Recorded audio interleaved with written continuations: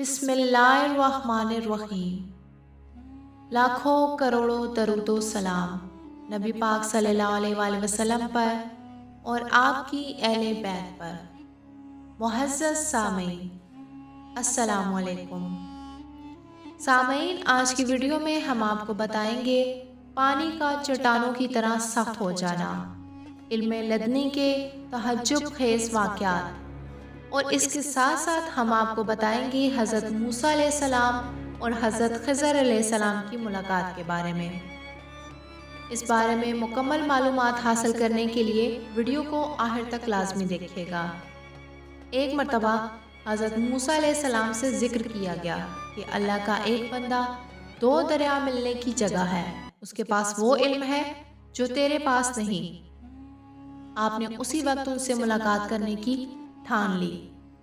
آپ نے اپنے ساتھی سے فرمایا کہ مجھے کرنوں تک چلنا پڑے، کوئی حرج نہیں۔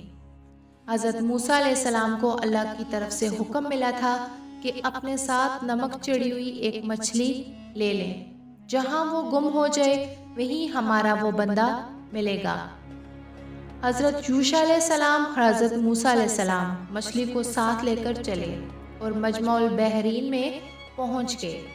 وہاں نہر حیات تھی، وہیں دونوں لیٹ گئے۔ اس نہر کے پانی کے چھینٹے جب مچھلی پر پڑے تو مچھلی ہلنے جلنے لگی۔ آپ کے ساتھ حضرت یوشع علیہ السلام تھے اور ان کی زنبیل میں یہ مچھلی رکھی ہوئی تھی۔ مچھلی نے سمندر کے اندر کود جانے کے لیے جس لگائی اور حضرت یوشع علیہ السلام کی آنکھ کھل گئی۔ ان کے دیکھتے ہی دیکھتے مچھلی پانی میں چلی گئی اور پانی میں سیدھا سوراخ ہوتا چلا گیا، جس طرح زمین میں سوراخ اور سرنگ بن جاتی ہے۔ ادھر ادھر پانی کھڑا ہو گیا اور وہ سوراخ بالکل کھلا ہوا رہا، پتھر کی طرح پانی میں چھید ہو گیا۔ حضرت موسیٰ علیہ السلام اور ان کے ساتھی کچھ دیر کے لیے وہیں سو گئے۔ جب جاگے تو آپ کے ساتھی اس واقعے کا ذکر کرنا آپ سے بھول گئے اور آپ دونوں وہاں سے چل پڑے۔ دن پورا ہونے کے بعد رات بھر چلتے رہے۔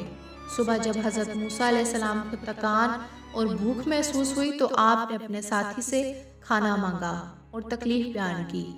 اس وقت آپ کے ساتھی نے فرمایا کہ پتھر کے پاس جب ہم نے آرام کیا تھا وہیں اسی وقت مچھلی کو تو میں بھول گیا اور اس کے ذکر کو بھی شیطان نے بلا دیا، اور اس مچھلی نے تو سمندر سے عجیب طور پر اپنی راہ نکال لی، مچھلی کے لیے سرنگ بن گئی۔ حضرت موسیٰ علیہ السلام نے فرمایا کہ اسی کی تو تلاش تھی۔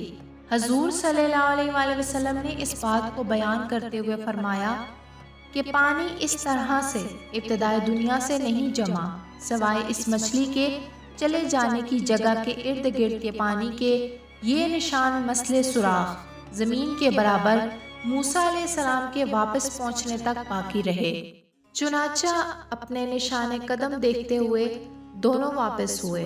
اسی پتھر کے پاس پہنچے تو دیکھا کہ ایک صاحب کپڑوں میں لپٹے ہوئے بیٹھے ہیں۔ آپ نے سلام کیا۔ انہوں نے تعجب سے کہا، آپ کی سرزمین میں یہ سلام کہاں؟ آپ نے فرمایا، میں موسیٰ ہوں۔ انہوں نے پوچھا، کیا بنی اسرائیل کے موسیٰ؟ آپ نے فرمایا، جی ہاں، اور میں اسی لیے آیا ہوں کہ آپ مجھے وہ سکھائیں جو بلائی آپ کو اللہ کی طرف سے سکھائی گئی ہے۔ انہوں نے جواب دیا، موسیٰ، آپ میرے ساتھ صبر نہیں کر سکتے، اس لیے کہ مجھے جو علم ہے وہ آپ کو نہیں، اور آپ کو جو علم ہے وہ مجھے نہیں۔ حضرت موسیٰ علیہ السلام نے فرمایا، انشاءاللہ آپ دیکھیں گے کہ میں صبر کروں گا اور آپ کی کسی قسم کی نافرمانی نہیں کروں گا۔ حضرت خضر علیہ السلام نے فرمایا، اچھا، اگر تم میرے ساتھ چاہتے ہو تو مجھ سے خود کسی بات کا سوال نہ کرنا، یہاں تک کہ میں خود آپ کو اس کی بابت خبردار نہ کر دوں۔ اتنی باتیں طے کر کے دونوں ساتھ میں چلے۔ دریا کے کنارے ایک کشتی تھی، انہیں اپنے ساتھ لے جانے کی بات چیت کرنے لگے۔ انہوں نے حضرت خضر علیہ السلام کو پہچان لیا اور بغیر کرایہ لیے دونوں کو سوار کر لیا۔ جب حضرت موسیٰ علیہ السلام نے دیکھا کہ خضر علیہ السلام چپ چاپ کشتی کے تختے کلہاڑے سے توڑ رہے ہیں تو حضرت موسیٰ نے فرمایا، یہ کیا؟ ان لوگوں نے تو ہمارے ساتھ احسان کیا، بغیر کرایہ لیے کشتی میں سوار کیا اور آپ نے اس کے تختے توڑنا شروع کر دیے جس سے تمام اہل کشتی ڈوب جائیں گے۔ آپ نے تو بڑا ہی ناخوشگوار کام کیا۔ اسی وقت حضرت خضر علیہ السلام نے فرمایا، دیکھو میں نے پہلے ہی تم سے کہا تھا کہ تم میرے ساتھ صبر نہیں کر سکتے۔ حضرت موسیٰ علیہ السلام معذرت کرنے لگے کہ خطا ہو گئی، بھولے سے پوچھ بیٹھا، معاف فرمائیے اور سختی نہ کیجیے۔ حضور صلی اللہ علیہ وآلہ وسلم فرماتے ہیں، واقعی یہ پہلی غلطی بھول سے تھی۔ فرماتے ہیں کشتی کے ایک تختے پر چڑیا آ بیٹھی اور سمندر میں چونچ ڈال کر پانی لے کر اڑ گئی۔ اس وقت حضرت خضر علیہ السلام نے حضرت موسیٰ علیہ السلام سے فرمایا، میرے اور تیرے علم میں اللہ نے اتنا ہی کم کیا ہے جتنا سمندر کے پانی سے اس چڑیا کی چونچ نے کم کیا ہے۔ اب کشتی کنارے لگی اور ساحل پر دونوں چلنے لگے۔ حضرت خضر علیہ السلام کی نگاہ چند کھیلتے ہوئے بچوں پر پڑی۔ ان میں سے ایک بچے کا سر پکڑ کر حضرت خضر علیہ السلام نے اس طرح مروڑ دیا کہ اسی وقت اس کا دم نکل گیا۔ حضرت موسیٰ علیہ السلام گھبرا گئے اور فرمانے لگے، بغیر کسی غلطی کی آپ نے اس بچے کو قتل کر ڈالا، آپ نے بڑا ہی منکر کام کیا۔ حضرت خضر علیہ السلام نے فرمایا، دیکھو میں نے اسی لیے پہلے سے کہہ دیا تھا کہ تمہاری ہماری نہیں نبھ سکتی۔ اس وقت حضرت خضر علیہ السلام پہلے سے زیادہ سختی کرنے لگے۔ حضرت موسیٰ علیہ السلام نے فرمایا، اچھا اب اگر میں کوئی سوال کر بیٹھوں تو بے شک آپ مجھے ساتھ نہ رکھنا۔ چنانچہ پھر دونوں ہمراہ چلے، ایک بستی والوں کے پاس پہنچے، ان سے کھانا مانگا لیکن انہوں نے ان کی مہمانداری سے صاف انکار کر دیا۔ وہیں ایک دیوار دیکھی جو جھک گئی تھی اور گرنے کے قریب تھی۔ حضرت خضر علیہ السلام نے اسے درست کیا۔ حضرت موسیٰ علیہ السلام نے فرمایا، ہم یہاں آئے، ہم نے ان سے کھانا طلب کیا، انہوں نے صاف انکار کر دیا، انہوں نے مہمان نوازی کے خلاف کام کیا، آپ ان سے اجرت طلب کرتے۔ حضرت خضر علیہ السلام نے فرمایا، مجھ میں اور تم میں جدائی کا وقت آ گیا، اب میں تمہیں ان کاموں کی اصلیت بتا دوں گا۔ حضور صلی اللہ علیہ وآلہ وسلم فرماتے ہیں کہ کاش حضرت موسیٰ علیہ السلام صبر سے کام لیتے تو ان دونوں کی اور بھی بہت سی باتیں ہمارے سامنے اللہ تعالیٰ بیان فرماتا۔ حضرت خضر علیہ السلام نے فرمایا، آپ کا پہلی مرتبہ کا سوال بھولے سے تھا، دوسری مرتبہ بطور شرط کے تھا، تیسری بار کا سوال قصداً تھا جو علیحدگی کی وجہ تھا۔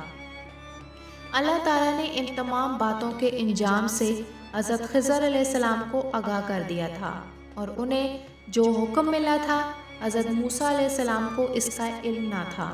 حضرت موسیٰ علیہ السلام کو اس راز کا علم نہ تھا، اس لیے بظاہر اسے خلاف سمجھ کر انکار کرتے تھے، لہٰذا حضرت خضر علیہ السلام نے انہیں اصل معاملہ سمجھایا۔ فرمایا کہ کشتی کو عیبدار کرنے میں یہ مصلحت تھی کہ اگر صحیح سالم ہوتی تو آگے چل کر ایک ظالم بادشاہ تھا جو ہر ایک اچھی کشتی کو ظلماً چھین لیتا تھا، جب وہ اسے ٹوٹا پھوٹا دیکھے گا تو اسے چھوڑ دے گا۔ اگر یہ کشتی بالکل درست ہوتی تو یہ کشتی ان غریبوں کے ہاتھوں سے چھین لی جاتی، ان کی روزی کمانے کا یہی ایک ذریعہ تھا جو بالکل جاتا رہتا۔ بچے کو قتل کرنے میں پوشیدہ باطنی راز یہ تھا کہ اس کی جبلت میں کفر تھا۔ حضرت خضر علیہ السلام نے فرمایا، بہت ممکن تھا کہ اس بچے کی محبت اس کے ماں باپ کو بھی کفر کی طرف مائل کر دے۔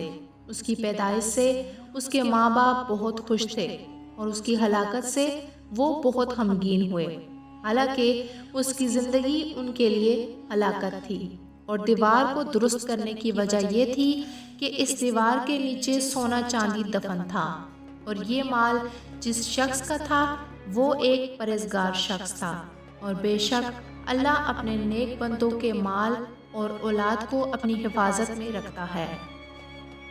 سامعین، مومن کے لیے اللہ کے جو فیصلے ہوتے ہیں وہ سراسر بہتری اور عمدگی والے ہوتے ہیں۔ انسان کو چاہیے کہ اللہ کی رضا پر راضی رہے۔ امید ہے کہ آپ کو آج کی ویڈیو پسند آئی ہوگی۔ اگر ویڈیو پسند آئے تو ویڈیو کو لائک کریں اور چینل کو سبسکرائب کریں۔ شکریہ۔